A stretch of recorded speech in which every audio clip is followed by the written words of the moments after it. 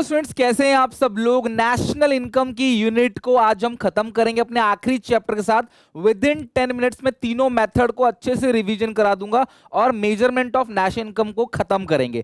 सबसे पहले इसके अंदर बता दूं, नेशनल इनकम यानी कि net national product at factor cost, इसको कैलकुलेट करने के तीन मेथड्स हैं। तीनों मेथड से आंसर सेम आता है, वैल्यू एडेड या प्रोडक्शन मेथड, इनकम मेथड और एक्सपेंडिचर मेथड।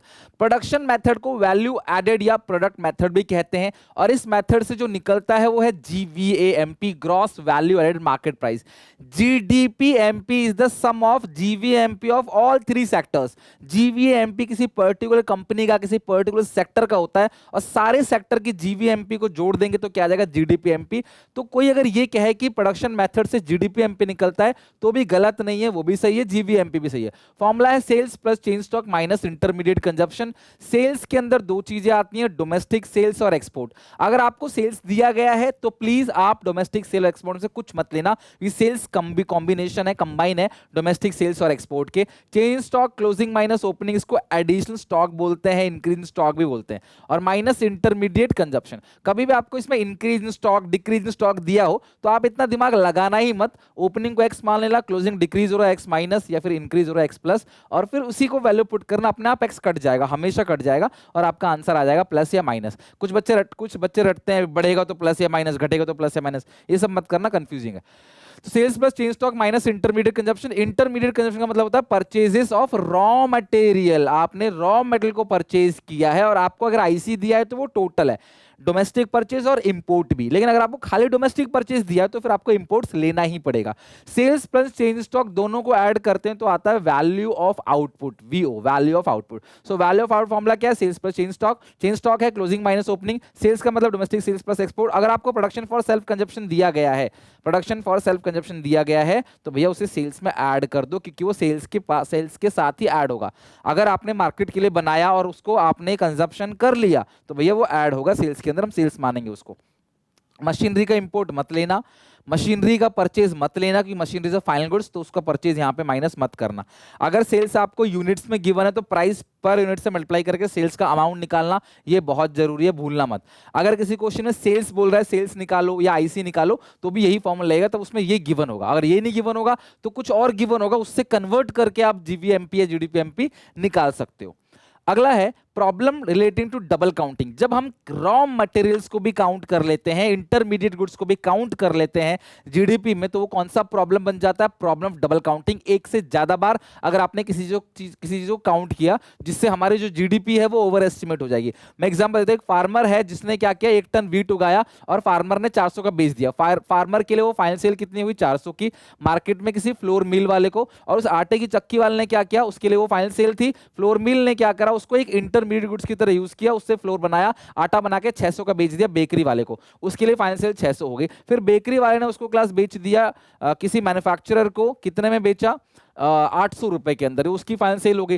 फिर उसके लिए फिर शॉपकीपर ने क्या करा, उसको बेच दिया ग्राहक को सारा का सारा, कितने में, 900 की फाइनल सेल। तो हम ये नहीं कह सकते कि हम इन सबको ऐड करेंगे 2700 की आएगी जीडीपी, ये गलत है। क्यों, इस 600 के अंदर ये 400 इंक्लूड है और इस 8 के अंदर ये 6 इंक्लूड है, इस 9 के अंदर ये 8 इंक्लूड है।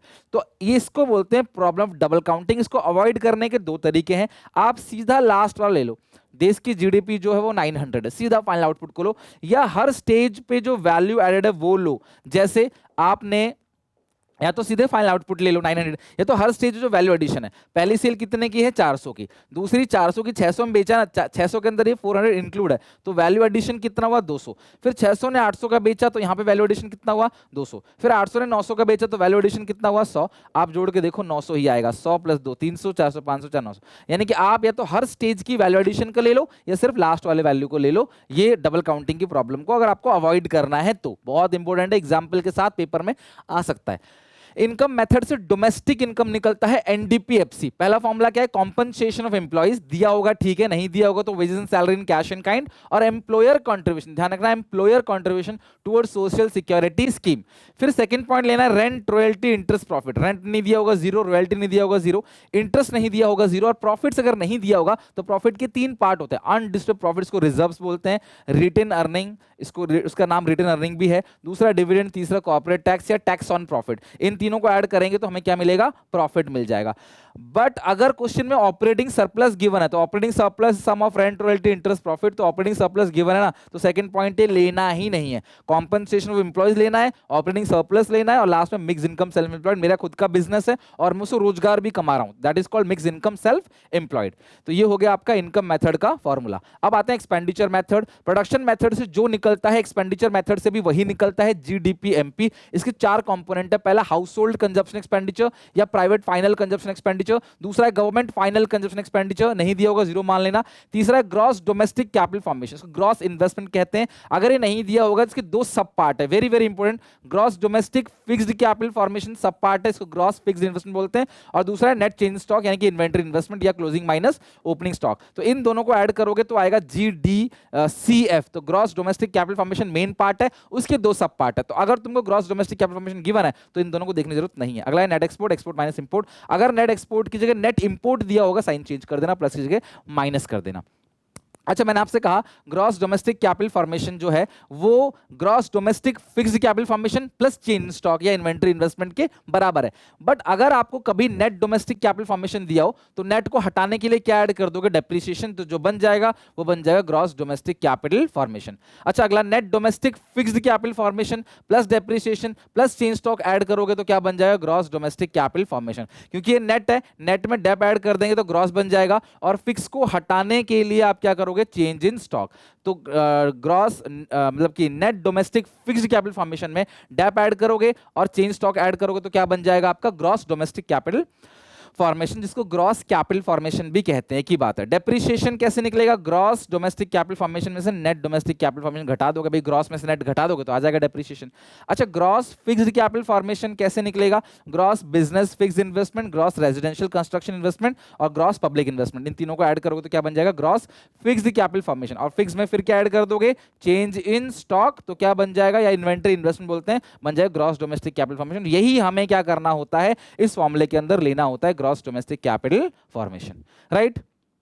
प्रोडक्शन मेथड को लगाने से पहले किन किन बातों का आपको ध्यान रखना है, तो सबसे पहली बात, सेकेंड हैंड गुड्स की सेल परचेज को आपने नहीं लेना है, उस पर कोई कमीशन कोई ब्रोकरेज है तो वो नई सर्विस है, उसको आपने लेना है। ऑन अकाउंट प्रोडक्शन, अगर आपने उगाया मार्केट के लिए है और उसको नहीं बेच के खुद यूज कर रहे हो तो भैया उसकी वैल्यू हम लोग काउंट करेंगे, अंदाजा लगाएंगे कि अगर हम इसको मार्केट में बेचते तो कितना मिलता, हम वो जीडीपी में काउंट करेंगे, ऑन अकाउंट प्रोडक्शन। लेकिन किचन गार्डन के अंदर अगर आपने कोई चीज उगाया तो वो हम काउंट नहीं करते, क्योंकि आपने उगाया ही अपने लिए है। कोई किचन गार्डन के अंदर कड़ी पत्ता उगा लिया, धनिया उगा लिया आपने, है ना, वो सारी चीजें हम लोग काउंट नहीं करेंगे। लेकिन अगर आपने मार्केट के लिए उगाया है ना, those who are produce to market, produce for market, आपने नहीं बेचा, अपनी खुद की डिमांड पूरी करते हो, तो हम उसका एस्टिमेट करेंगे, अंदाजा लगाएंगे कि भैया उसकी वैल्यू कितनी होगी, अंदाजे से इंप्यूटेड वैल्यू, और हम काउंट करेंगे, नहीं करेंगे जीडीपी अंडर एस्टिमेट होगा। इंटरमीडिएट गुड्स की वैल्यू को हम लोग काउंट नहीं करते, क्योंकि उसकी वैल्यू ऑलरेडी फाइनल गुड्स के अंदर इंक्लूड होती है। चेंज स्टॉक को हम लोग लेते हैं क्योंकि वो इन्वेंटरी इन्वेस्टमेंट है, वो फॉर्मूले में भी देखा होगा, प्लस करते हैं चेंज स्टॉक। हाउसवाइफ की सर्विस, मदर की सर्विस को नहीं लेना, क्योंकि उनकी वैल्यू आप काउंट नहीं कर सकते। कितनी वैल्यू, मम्मी खाना बनाती है घर में, सिस्टर काम करती है सारा, हाउसवाइफ काम करती है सारा, इसकी वैल्यू नहीं लगा सकते, नहीं लेना जीडीपी में।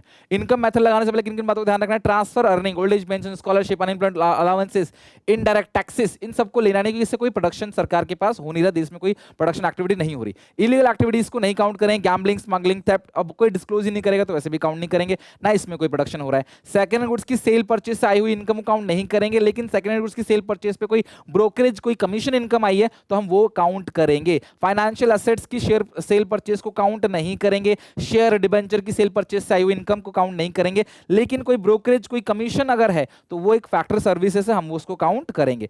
Imputed rent of owner occupied house, owner ने घर किराए पे ना देके उसको खुद यूज कर रहा है, मान लो कि उसके पास मकान है, उसने किराए के लिए बनाया था लेकिन वो किराए पे नहीं देके खुद उसको यूज खुद रह रहा है, तो अंदाजा लगाएंगे आप नहीं रहते तो कितनी रेंटल इनकम आती है, और वो इनकम मेथड में रेंट में ऐड कर देंगे। तो जैसे ऑन अकाउंट प्रोडक्शन ऐड करते हैं उस तरह से इंप्यूटेड रेंट भी ऐड करेंगे। इंप्यूटेड मतलब जो आपने अंदाजा लगाया है। अगला एक्सपेंडिचर मेथड, किन किन बातों को ध्यान रखना है, सबसे पहली बात, इंटरमीडिएट गुड्स पे किया हुआ खर्चा काउंट मत करना, और आपने जो सामान खुद कंज्यूम किया है उसकी इनकम भी काउंट करते हो इनकम मेथड के अंदर, प्रोडक्शन मेथड के अंदर उस पे काउंट करते हो, प्रोडक्शन मेथड में जितना प्रोडक्शन किया आपने खुद यूज कर लिया, एक्सपेंडिचर मेथड में उसका एक्सपेंडिचर भी काउंट करोगे। जो अनाज आपने उगाया था मार्केट के लिए उसका भले आपने उसे खुद यूज कर लिया बट उसका एक्सपेंडिचर मेथड में काउंट होगा। Do not include transfer payment, free की पेमेंट इंक्लूड नहीं, गिफ्ट डोनेशन चैरिटी इंक्लूड नहीं होता एक्सपेंडिचर मेथड के अंदर। Do not include expenditure financial, share debenture पे जो खर्चा हुआ वो काउंट नहीं होगा, लेकिन ब्रोकरेज कमीशन जो है वो इंक्लूड होगा। और सेकंड गुड्स पे कमाया हुआ इंक्लूड नहीं होगा, कुछ भी खर्चा इंक्लूड नहीं होगा सेकंड गुड्स पे। सेकंड गुड्स पे कोई ब्रोकरेज कमीशन अगर है तो वो इंक्लूड होगा, बाकी सेकंड गुड्स पे खर्चा इंक्लूड नहीं किया जाएगा। जीडीपी का बढ़ना देश के वेलफेयर को शो करता है, बट देयर आर 4 लिमिटेशन, जहां पे देश की जीडीपी तो बढ़ रही है लेकिन हम लोग उसको वेलफेयर में काउंट नहीं करेंगे, बस जीडीपी तो बढ़ रही है पर फायदा नहीं हो रहा। जैसे सबसे पहला डिस्ट्रीब्यूशन ऑफ जीडीपी, देश के अंदर प्रोडक्शन तो बढ़ रहा है लेकिन ज्यादातर हिस्सा अमीरों को मिल रहा है, अमीर और अमीर होते चले हैं और चीजें खरीद रहे हैं, प्रोडक्शन हो रहा है बट अमीर को ही उसका हिस्सा मिला, गरीब अभी भी गरीब है। समझ रहे हो बात को? जैसे आपके घर में 4 लोग हैं, है ना, जिसमें से आपको कम खाना मिलता है, घर में ज्यादा खाना बन रहा है, सब कुछ हो रहा है, पर आपको अभी भी कम ही मिलता है, तो क्या फायदा? उससे वेलफेयर नहीं हो रहा, भले ही ओवरऑल घर का प्रोडक्शन बढ़ रहा है। उसी तरीके से डिस्ट्रीब्यूशन ऑफ जीडीपी में क्या है, जीडीपी तो बढ़ रहा है लेकिन सबका हिस्सा बराबर बराबर सबको नहीं मिल रहा, अमीर अमीर हो रहा है, गरीब और गरीब हो रहा है। कॉम्पोजिशन ऑफ जीडीपी, जीडीपी के अंदर हथियार भी आते हैं, हथियार आते हैं, गोला बारूद आता है, बहुत सारे डिफेंस इक्विपमेंट्स आते हैं। देश की जीडीपी तो बढ़ रही है लेकिन कंज्यूमर गुड्स की नहीं, डिफेंस गुड्स की जीडीपी प्रोडक्शन बढ़ रहा है, तो वो हमें भुखमरी नहीं मिटाएगा, वो हमें सेफ्टी दे सकता है पर गरीबी भुखमरी को नहीं मिटा सकता। सो ये जीडीपी वेलफेयर का एक्सेप्शन है। बार्टर सिस्टम एक्सचेंज, आज भी हमारे कंट्री में बार्टर सिस्टम चलता है, सामान के बदले सामान। किसान आज भी पैसे नहीं लेते, अनाज लेते हैं, तो भैया उसको जीडीपी में कैसे रिकॉर्ड करोगे? जीडीपी अंडर एस्टिमेट हो जाएगा, तो ये ट्रू वेलफेयर शो नहीं करता। तो जीडीपी का बढ़ना ट्रू वेलफेयर शो नहीं करता, क्योंकि बहुत सारी चीजें हैं नॉन मॉनेटरी ट्रांजैक्शन जो हम रिकॉर्ड कर ही नहीं पाते, क्योंकि उसमें पैसे का कोई मूवमेंट है ही नहीं। अगला है एक्सटर्नलिटीज, किसी ने कुछ अच्छा काम किया, मोस्ट इंपोर्टेंट है बोर्ड्स 2026 के अंदर ध्यान रखना। किसी ने कुछ अच्छा काम किया लेकिन उसको कुछ रिवॉर्ड नहीं मिला तो वो जीडीपी में काउंट नहीं होगा। किसी ने अच्छा गार्डन मेंटेन किया, पेड़ लगाए, वो जीडीपी में रिकॉर्ड नहीं होगा। किसी ने पॉल्यूशन किया, उस पर कोई पेनल्टी लग नहीं रही तो वो भी जीडीपी में रिकॉर्ड नहीं होगा। पॉल्यूशन से हमारे जेब में कितना खर्चा आता है आपको पता है, AQI लेवल कितना बढ़ता है, 700-800 तक चला जा रहा है। दिल्ली NCR के अंदर स्पेशली एक करंट मुद्दा बना हुआ है और बहुत ज़्यादा पॉल्यूशन हो रहा है, उससे लोगों के पॉकेट पे खर्चा पड़ता है, लाइफ कम होती है, बीमार ज़्यादा पड़ते हैं, तो उससे तो नुकसान हो रहा है ना। अब गाड़ियां ज़्यादा बन रही हैं, अच्छी बात है, लेकिन गाड़ियों के साथ साथ पॉल्यूशन बढ़ रहा है ना, तो गाड़ियां ज़्यादा बन रही है तो जीडीपी रिकॉर्ड करेगा, लेकिन जो पॉल्यूशन बढ़ रहा है गाड़ियों की वजह से वो जीडीपी रिकॉर्ड नहीं करेगा, उसको बोलते हैं नेगेटिव एक्सटर्नलिटीज। तो this is very very very important. Real GDP क्या होता है? जब जीडीपी को बेस ईयर प्राइस पे मेजर करते हैं, जब जीडीपी को करंट ईयर प्राइस पे मेजर करते हैं, वो नॉमिनल जीडीपी है। रियल जीडीपी को इन्फ्लेशन एडजस्टेड जीडीपी बोलते हैं, कि nominal GDP without any inflation है, तो ये ज्यादा आता है क्योंकि इसके अंदर इन्फ्लेशन होता है। ये ट्रू इंडिकेटर है, इसीलिए सरकार इसको देखती है इकोनॉमिक वेलफेयर के लिए, ये ट्रू इंडिकेटर नहीं है। और रियल जीडीपी जो है वो बेटर माना जाता है as compare to nominal GDP. Real और नॉमिनल जीडीपी में जो डिफरेंस है उसको देखने के लिए प्राइस इंडेक्स या जीडीपी डिफ्लेक्टर होता है, जिसका फॉर्मूला है nominal GDP upon real GDP into 100। भूलना मत, ABCDEFG चाहिए JKL में N पहले आता है, ऊपर है, नीचे आएगा रियल, इनटू करोगे 100 तो आएगा जीडीपी डिफ्लेक्टर या प्राइस इंडेक्स। उसी तरीके से एक और क्लास कंज्यूमर का प्राइस इंडेक्स होता है CPI, जो basically given basket of commodity which are bought by the consumer, representative consumer. CPI जो है परसेंटेज टर्म्स के अंदर आता है। कंज्यूमर प्राइस इंडेक्स भी एक तरीके का मेजर है, जो प्राइस में चेंज कितना आ रहा है, दोनों कमोडिटी के प्राइस में चेंज कितना आ रहा है उसको ये भी मेजर करता है, उसको बोलते हैं CPI। करंट ईयर प्राइस और बेस ईयर प्राइस के बेसिस पे हम लोग CPI कैलकुलेट करते हैं, ठीक है। तो ये फॉर्मूला बहुत इंपॉर्टेंट है रियल नॉमिनल जीडीपी का। अब एक कुछ न्यूमेरिकल करते हैं, ये आपको निकालना क्या है, NVAFC निकालना है। सबसे पहले आप by using production method GVAMP निकालोगे, जिसका फॉर्मूला क्या है, सेल्स कितना है आपका 3000, sales plus change in stock, change inventory कितना है 450, माइनस इंटरमीडिएट कॉस्ट कितना है 110। सॉल्व करो कितना आ रहा है इसको, ये हो गया 3450, 3000 प्लस 450 माइनस करोगे 110, ये आ रहा है 3340, ये आ गया GVAMP, ठीक है। अब ध्यान, purchase of machinery to be used in production unit, इसको काउंट नहीं करेंगे क्योंकि purchase of machinery final goods है, इंटरमीडिएट गुड्स नहीं है। एक्सपोर्ट दिया हुआ नहीं तो कुछ लेना नहीं, आपको निकालना क्या है NVAFC, गिवन क्या है GVAMP। ग्रॉस से नेट जाने के लिए माइनस डेप्रीशिएशन, VA सेम है, MP से FC में जाने के लिए माइनस NIT। तो ये आ गया 3340 minus depreciation, consumption of fix capital ये है 200, माइनस नेट इनडायरेक्ट टैक्सेस। तो नेट इनडायरेक्ट टैक्सेस कैसे निकलेगा, गुड्स एंड सर्विसेज टैक्स आपका हो गया इनडायरेक्ट टैक्स, लेस करेंगे सब्सिडीज, सब्सिडीज आपका 350। तो इसको सॉल्व करते हैं, 3340 माइनस करेंगे 200, माइनस करेंगे 150, ये माइनस माइनस प्लस का हो जाएगा 350, इट्स 3340। अगेन 3340 ही सेम आंसर आ गया, ये तो प्लस माइनस क्या हो गया, कैंसिल हो गया, ठीक है 3340। नेक्स्ट है, अगला क्वेश्चन है कैलकुलेट GNP एट MP। आपको GNP MP निकालना है और ये मेथड है, ये मेथड अगर देखोगे तो ये इनकम मेथड है। इनकम मेथड से क्या निकलता है NDPFC, पेपर में लिखो by using income method. NDPFC के अंदर से पहले आएगा कॉम्पनसेशन ऑफ एम्प्लॉइज। आपको कॉम्पनसेशन ऑफ एम्प्लॉइज नहीं दिया गया है तो wages in salary in cash and kind और एम्प्लॉयर कंट्रीब्यूशन दोनों को जोड़ना है। प्लस करोगे ऑपरेटिंग सरप्लस, वो है 190, प्लस करोगे मिक्स इनकम सेल्फ एम्प्लॉयड। तो मिक्स इनकम सेल्फ एम्प्लॉयड तो इस क्वेश्चन के अंदर दिया हुआ ही नहीं है, तो मिक्स इनकम सेल्फ एम्प्लॉयड को नहीं लेना है आपने।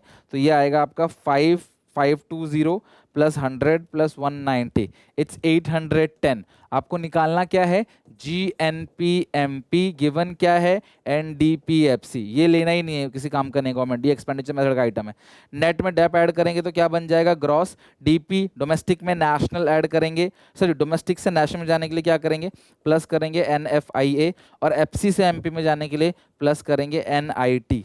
तो ये आ गया आपका 810 प्लस डेप्रीशिएशन यानी कंजप्शन ऑफ फिक्स कैपिटल आ गया 30, plus net factor income from abroad, net factor income अच्छे से पढ़ना, टू अब्रॉड ना दिया हो, और प्लस करोगे नेट इनडायरेक्ट टैक्सेस। तो नेट इनडायरेक्ट कितना है, 105। ठीक है, तो आप इसे सॉल्व करोगे तो आएगा 810, और प्लस करोगे 30, माइनस करोगे 5, प्लस करोगे 105, इट्स 940। आपका आंसर आ गया 9। यही हो गया इनकम मेथड का न्यूमेरिकल। वीडियो पॉज करके कर रहे हैं नोट अच्छे से। एक्सपेंडिचर मेथड पे आते हैं, निकालना क्या है, GDP-FC। तो एक्सपेंडिचर मेथड से निकलता क्या है, GDP-MP। इसकी कंपोनेंट देख के मुझे लग रहा है कि एक्सपेंडिचर मेथड लगेगा, क्वेश्चन कहता नहीं है, आपको खुद ही देख के समझना है। जिस चीज के आइटम ज्यादा दिए होंगे, जैसे private final consumption expenditure, expenditure method का दे रखा है, government final consumption expenditure, expenditure में फॉर्मूला जरूर लिखना पेपर में इसको सॉल्व करने से पहले। नेट डोमेस्टिक कैपिटल फॉर्मेशन, बेटा अगर आपको नेट डोमेस्टिक कैपिटल फॉर्मेशन दिया है तो नेट में डेप्रीशिएशन ऐड करोगे तब बनेगा gross domestic capital formation, plus net export. Net import दिया हो साइन चेंज कर देना, बट ये नेट एक्सपोर्ट है तो एज इट इज उतार देंगे। तो ये हो गया 800 plus 450 plus 150 plus 50 minus 30, it's 1420। ये आ गया आपका 1420। अच्छा, आपको निकालना क्या है इसके बाद, ये हो गया 1420। आपको निकालना क्या है, GDP-FC, गिवन क्या है, GDP-MP। ग्रॉस से ग्रॉस, MP से FC में जाने के लिए क्या करोगे, माइनस NIT। तो GDP-MP आएगा 1420 माइनस नेट इनडायरेक्ट टैक्सेस, वो कितना है आपका 120, तो ये आ गया 1300। तो 1300 हमारा आंसर आ गया। ये हो गया आपका GDP-FC। ठीक है, लिख लो। इसके साथ साथ हमारा पूरा का पूरा नेशनल इनकम का यूनिट आज अच्छे से रिवीजन हो गया। तो आई होप आपको अच्छा लगा होगा, कुछ सीखने को मिला होगा। वीडियो अच्छे लाइक करना, दोस्तों को शेयर करना, चैनल को सब्सक्राइब जरूर करना। ऐसे और वीडियोस के लिए बहुत कुछ प्रिपरेशन चलेगा टिल डेट ऑफ एग्जाम, तो प्लीज डू सब्सक्राइब और अच्छे से प्रैक्टिस करो, पढ़ते आओ। कोई डाउट कोई दिक्कत है कमेंट्स में पूछो। ठीक है, टेक केयर, बाय बाय।